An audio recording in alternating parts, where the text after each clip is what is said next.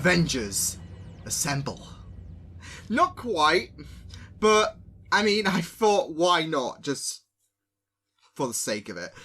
We've got our team assembled, though, and the motivation to why Prairie selected those 5 being made clear in the last episode. So, yeah, it's go time. So it should be very, very interesting to see where things go now, as they will begin practicing so they can go and rescue Homer, as well as everyone else, like, assuming Scott hasn't died again. Neither has Rachel and that Cuban woman. But Homer's top priority for Prairie, considering there's that relationship and how she yearns for him more. So it should be very, very interesting to see where things go for these final few episodes, especially this episode in particular, because of the fact that this is half an hour long. So it's not like the rest of the episodes that have been an hour long. So I think that's really, really interesting. Maybe they don't want to pacing to make sure the episode, like, they don't want to drag out the episode, basically. And like with Netflix shows, they are not mandated to fill a certain amount of time and all of that, like you would for like a Doctor Who episode or something like that. They can fluctuate their times, so the OA has that advantage. But yeah, this is episode number 6 of the OA. This is Forking Paths. Hello everyone, Liam Catterson.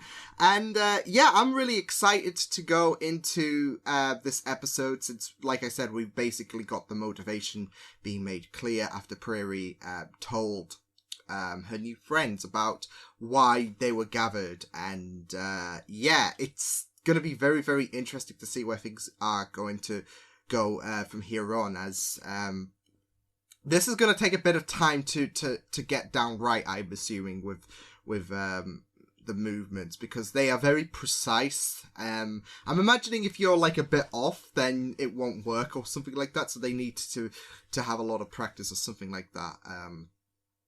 But yeah, I'm really excited to go into this. It's going to be very, very easy editing. Like, that's a plus side, because I'm editing episode number 3.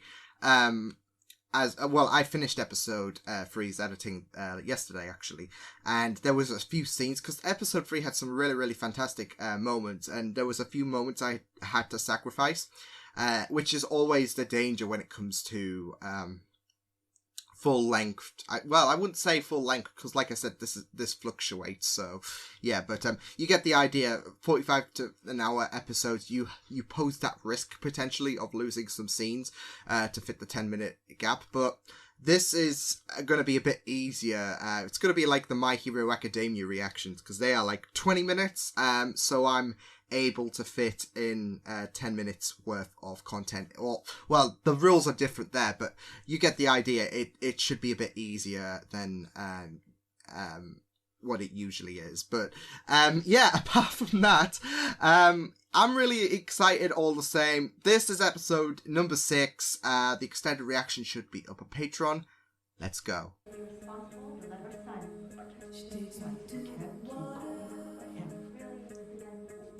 Oh, come on.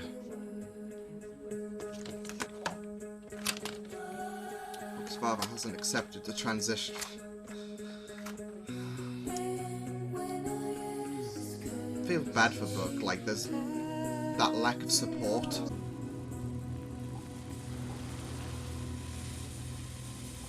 Oh boy. Oh. Yeah, that's a straight line coming across your elbow. That's not intimidating. Oh, we're late, dude. She's an M&A. Sorry. Did I miss anything? No, we waited for The you. dad was being a dick. Side effects of dimensional travel is amnesia. You could potentially forget everything from before. Oh. So we Wait, invented symbols to record the movements. Did like Prairie music have is recorded amnesia in notes. episode 1? Like, she was a bit perplexed about where she was? Nah, no. I have the first and the third. We figure the scars are a map we can never lose. So that's how they get the scars. Can I touch it? Yeah. So that explains why she has her scars. It's way off of my experimentation theory. It forks off into a new possibility. Here we go. This is my jam. Inaccessible. The NDEs were like, let me guess. the way to travel There's an through infinite them, amount of but temporarily. possibilities. We wanted choices, chances. The movements would allow us to travel to a dimension permanently, stay there. A new life in a new world. New To us, opportunity. that was what we received. The angel hunter received as well. Oh, HAP was... Yeah, he's monitoring them. So you would have kept a note on this. Oh, is he trying? Oh my god, no! We were locked. HAP's trying them out as well. Right above us, Hap was learning each movement on his own. One man he could share his secret with. Oh. I've been having Whilst everyone has each other, HAP's dark, just like... I'm low to the ground. all around Suddenly me. there's a snap. I look down, and my leg's in a trap. And I realize I'm a rat. I'm a Yes, you scientist, are. and I dream of being a rodent. Don't blame yourself if it wears. The irony. There's no line between good and evil. There's only what a man can stand. Runkin killed his own wife discovering the X-ray. Very deep. My advice? Uncover what you can, destroy the evidence, and turn a profit before you can no longer forget how you've done it. He's quite cold. You should Them know. two are the same. He's quite cold, so he's enforcing that on him. I'm on the brink. Ooh. What we're dealing with, maybe, is not a single dimension. I think it's multiple. Many worlds theory? Well, no, not exactly. More like reality forking off into a different path. No, Not quite. imagine Crisis a on garden Infinite of Earths. forking paths. Leone, put it down. Oh, he's gonna be profiting off. Shit! Oh, Jesus! Oh, Hap's gonna die, isn't he? Oh, whoa, whoa! Wait, is that the same liquid that August? Holy shit!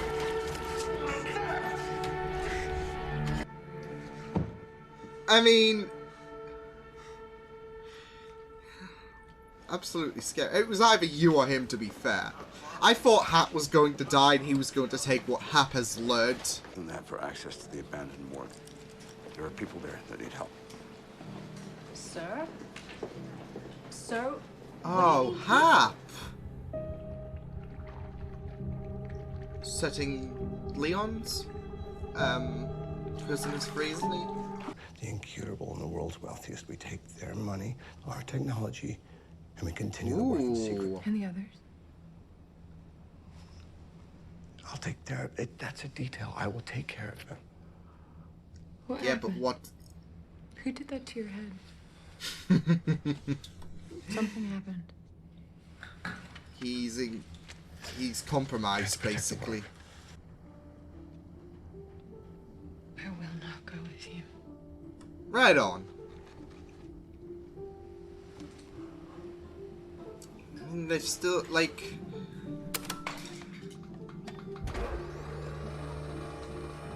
Just don't want to buy into his luxury and all of that. Just realised after Scott those things go in. Oof.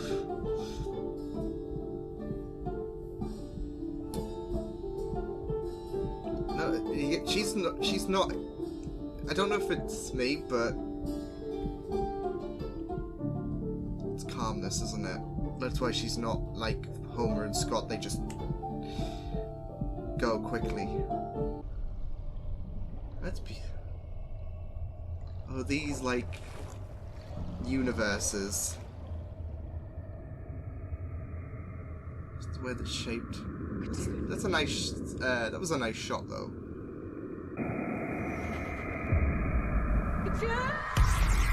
Whoa, whoa, whoa! wasn't there.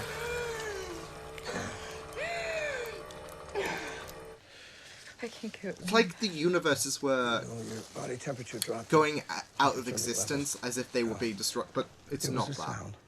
I'm your slave. Yeah. You want to know what happens on the other side? Put yourself in that machine and die for it. I know you're exhausted. Go on, I'll Prairie. make it very easy for you. I'm just going to play you some sounds of where I think you may have been, and you tell me Dodge if you it. recognize Just them. don't have the Right? balls to do so, How about this? mate. You're I so told you I obsessed. didn't Go go in. anywhere. The rings of Saturn. They sing. That's where you were. Okay. So that's where she... Okay. So she travelled to Saturn? Posted by NASA. I don't think Katoon's I gonna. wonder if give us that the fifth YouTube movement. is... I wonder if YouTube has... I doubt it, I don't but... think she wants him to have it. Great kind of go-to-sleep music. We're gonna have a garden. What? Yeah.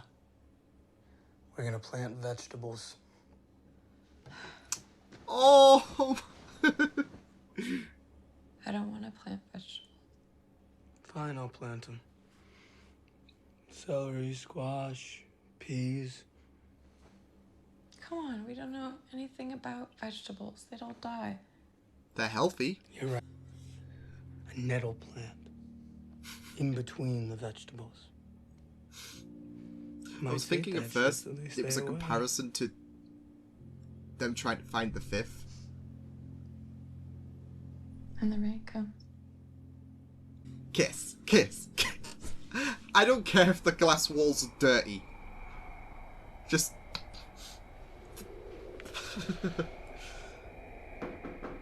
See, this is what I'm talking about. It's great go-to-sleep music, isn't it? Hap. Hap. Yikes! Michelle? Michelle? Michelle? This is what... Yeah, with the door, this is why you always have the doors closed. Why? It is good go-to-sleep sounds, isn't it? Like I said, the rain... You have those rain videos, those snow videos, those... I don't know, waterfall videos. I don't know if you guys have heard of that, but I have certainly so much. It's great ASMR, isn't it? So, yeah, I'm going to search something real quick before we get into the nitty-gritty of that episode. What was it? Saturn rings NASA. Let's see if... Oh shit, they actually do have it up!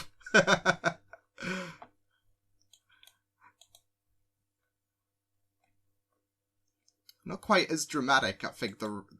Although I'm... Oh, there we go. I can certainly hear it now. Okay. NASA Voyager recording. Sounds of Saturn rings. Who paused the 08 and came here? Yep. That's your go-to, though, isn't it? You go to... You're like, okay, well, if something shows up on YouTube, or, like, if a music plays from, like, I don't know, Genlock's intro, you're like, oh, I came here from Genlock and all of that, so, yeah. It exists, though, so I'm wondering if there's the right sound. It's kind of similar. There we go. I hear it. I hear it. I'm really loving how this show is going, in terms of just everything. I mean, where has this show been all my life? No, honestly, it's just been superb. And the writing, it makes you excited, especially the further we delve into the NDEs and the forking paths to different dimensions. And it's really, really superb. And I love the plot elements in this, as well as the dialogue, the drama. It's just been so fantastic, this show. But yeah, that was really, really good. I thought the pacing with such a short amount of time was really well done. And I think the half an hour, it just proves that you don't need a set time like Doctor Who does. I mean, sometimes it needs more with what Doctor Who has on offer, but yeah, a set time doesn't always work, and that's the benefit of Netflix shows. They can have fluctuating times to benefit the size, to benefit the pacing for a certain episode and all of that. So it really, really works. And yeah, there was quite a lot that went on in this episode in such a short amount of time, and there was a lot of intrigue with certain directions. There was talk about about how Renetta, yeah, that's her name, because I think it was alluded to in the last episode, but it just didn't wire into my head. But Renetta had her near-death experience, so that only leaves Rachel, who's having a bit of problems at the minute. I do think that Catterson, I can't pronounce her name for the life of me. I hear it, but it's like... but yeah, I think she's somehow preventing... well, I've got a couple of theories brewing up to why Rachel hasn't had her her movement yet. She hasn't attained the 5th. It's either because Catterson is testing them. They are testing. This is a test of patience, as well as to make sure they perfect their movements, or something like that. Because I think it was indicated that they have to be really, really precise anyways, which you can kind of get the idea. This is not some, this is not something that you should slack off about. This is really, really big stuff, especially since you're doing something that's extraordinary for a human being. So I think this might be a test of patience to I don't know, some final trial or something like that for Prairie and Co. That, or probably the obvious, but she wants to find the right opportunity to give Rachel her 5th. If she during the times, because it's been 3 years apparently, in this episode alone, the time jump, because we had 2 years, since, HAP collected, Renetta, and because it was alluded to that it took 2 years past, and then Renetta got her DNA, her NDE. And then 1 year passed because they were waiting for Rachel to get the 5th, and nothing happened. So I have a feeling that time is waiting in terms of the right opportunity to get to give Rachel her 5th, or something like that. That's my theories as to why Rachel hasn't got the 5th yet, but it's certainly very, very intriguing. Not just the fact that that we got that time jump in such a short amount of time, but we also got a bit of detail about amnesia could play a factor into this. And I'm positive Prairie suffered that, so maybe she did try to use the door, she obviously did with how she escaped and why she wants to go back for the others. But I think she suffered a bit of amnesia along the way, so because she was a bit perplexed, she was lost, and it seems like that might explain why she was a bit lost and all of that in episode 1. I mean, you would be anyways, because you've been held in captivity for sure, but it seemed like her memory was in a bit of a haze, wasn't it, when especially with the FBI. So yeah, because they had to start from her last her recent memory, because she was in a bit of a fluster. So not just that though, but we got some explanation with the scarring, which didn't really go the way I expected it, because I was thinking, okay, that's some kind of experimentation or something like that. But no, it was like mapping the movements, because Homer had the 2nd and 4th on his body, whilst Prairie had the 1st and the 3rd. So yeah, isn't it going to be a tussle between the pair? Okay, I'm going to get the 5th. No, you're going to get the 5th. No, yeah, whatever. No, in all seriousness, we got that explanation, which were, like I said, it didn't go the way I expected it, because I was thinking, okay, some crude experimentation. But then again, we had no idea what was going on back in episode 1 when we saw Prairie with the scars. So,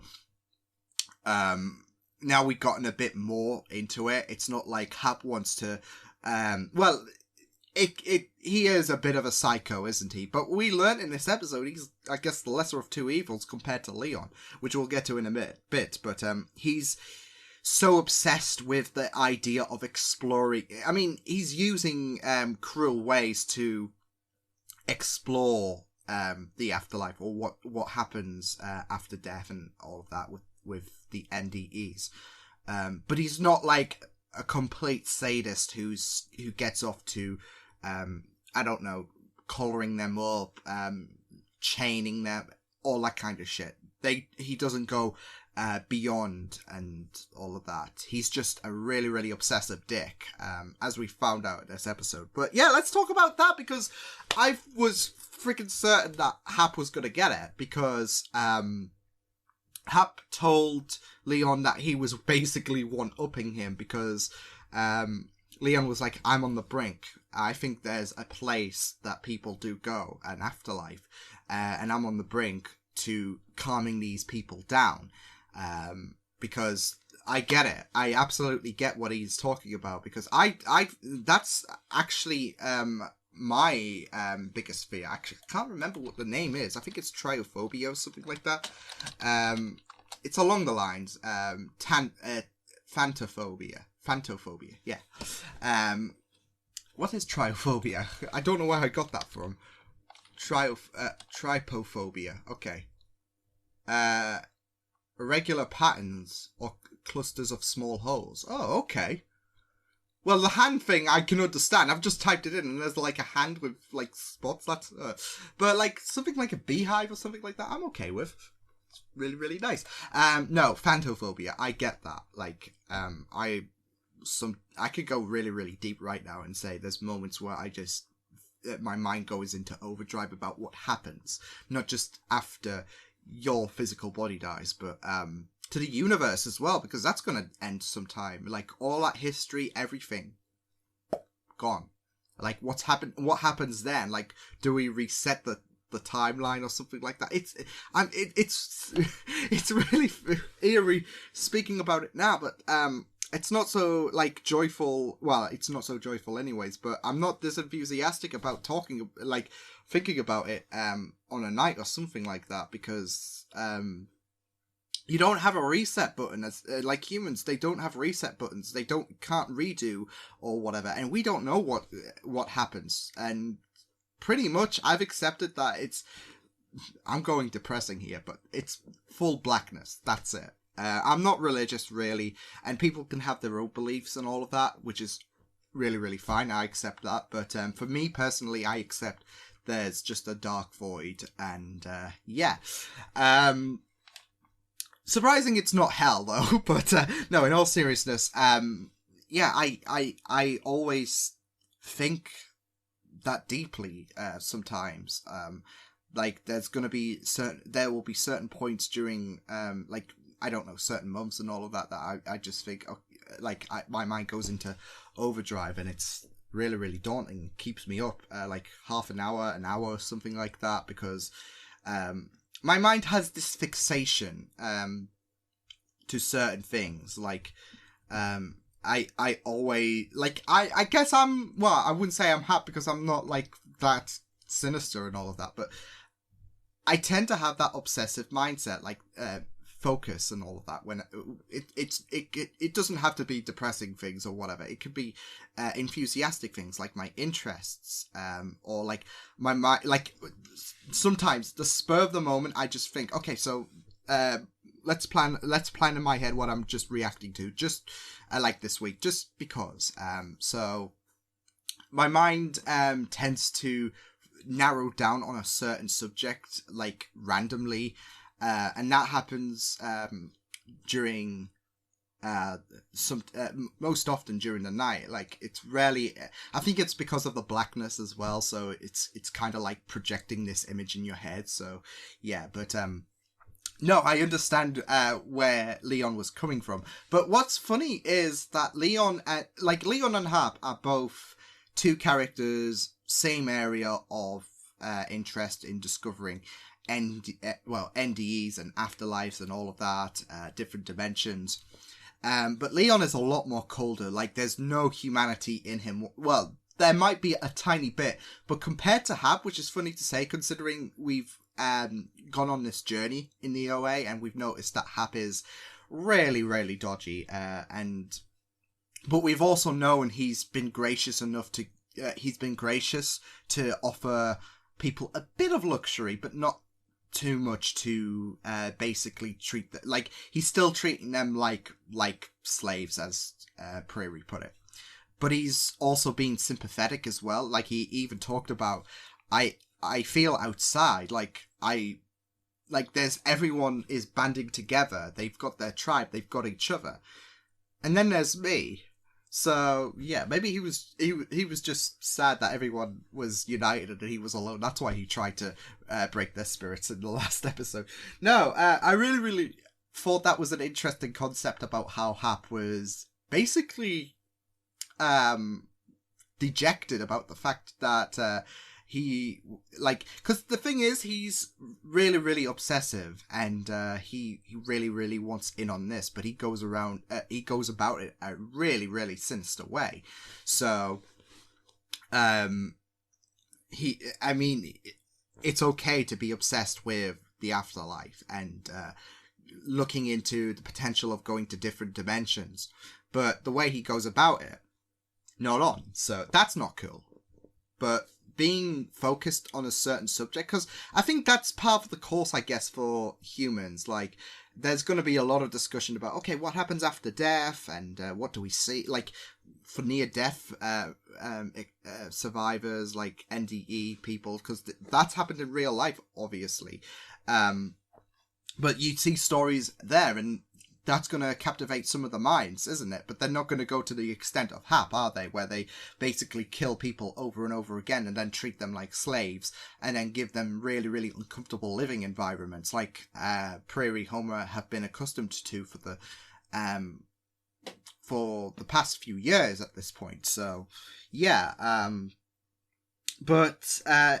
Yeah, there is a bit of humanity in Hap. Don't get me... what he's done is still really, really shitty. Don't get me wrong. But he was... Like, Prairie noticed how scared he was. Not just that, though, but we know how sympathetic he can be compared to Leon, who is like, nah, I don't get attached and all of that. So he does have empathy in a sense, in a degree, but he also, because it all goes back to my gracious, not gracious comments. He's able to give a bit of luxury, like the sandwiches. He was like, okay, well, you can, you don't relish in this opportunity too much, but you can give the sandwiches to your friends and all of that. Yeah, he does have that gracious but not gracious attitude where he gives them a little glimpse, a little taste of freedom, anything besides the cells they're in. Like he allowed Prairie to feel the air whilst she was still blind. So he does pack a bit more emotion, and I'm sure he said to the doctor to get the police investigating in Leon's on his subjects. So which I guess is really, really great. He's not going to just leave them to... He's not just going to leave them there and just pretend like it never happened. So he's quite shook. So, yeah, but he's still really, really sinister, isn't he? So I like that comment, though, from Prairie. When she was like, if you're so obsessed, why don't you go in? But yeah, the Leon and Hap scene was really, really interesting, especially where we saw them operate in the same degree, like NDEs and etc. And there was yet that difference in personality. But not just that, though. I did thought that Hap was going to get it, because I think there would be some kind of sick but interesting turn if Hap, who is one-upping Leon, his mentor, by the way, so the master is beaten by the apprentice. But yeah, Hap, who is one-upping him, Leon would be able to take what he has theorized and benefit himself, thus continuing his work, because we know Leon was was on the brink, but you got Hap, who's like, well, I've got one better. So, and that certainly did intrigue him to the point where he was willing to kill Hap, and I thought that was it. And then what could happen is, I don't know if Leon had an idea about where. Well, he seems to know where Hap is located in, because he did mention about, okay, well, this is the perks of being in a hospital. But it does, I thought that what he was going to do was kill Hap, and then go to the others, and there would be this more crueler way, which would put Prairie and Homer at a bit more discomfort. I mean, it's uncomfortable being around Hap, but like I said, he's, I guess, the more humane person compared to Leon, who doesn't even seem to have any regard for emotion. But yeah, I really like that. And then there was that talk from Homer and Prairie at the end. I thought with the way Homer was going as well, he was basically creating a bit of a parallel to Prairie, thinking that maybe we'll never get the fifth movement, and there was this "you keep trying and trying again" encouragement from Homer. But no, I think given their relationship, I think it makes sense about it that it's because they've glanced about that before, like what they would be willing to do once they got out of these cells, which was also a really nice scene. But now they know their objective. They talk about, okay, well, we can have a farm, basically Thanos it up. But yeah, I thought that was a really sweet scene to conclude the episode. And yeah, it was a really great, short but sweet episode. That's how you can describe this episode. It was half an hour, but it was short but sweet, and I really enjoyed it. So it was a great episode of the OA. And like I said, the pacing was really well done. Like, it didn't feel slow. It felt just right with so much happening. Like, they managed to cram some big things happening, like Hap nearly getting offed, and how Prairie got the scars, and the time jumps as well as the Saturn situation which Prairie went to in her NDE. Yeah, they managed to balance that out, all of that really neatly. So I've got no complaints about this episode.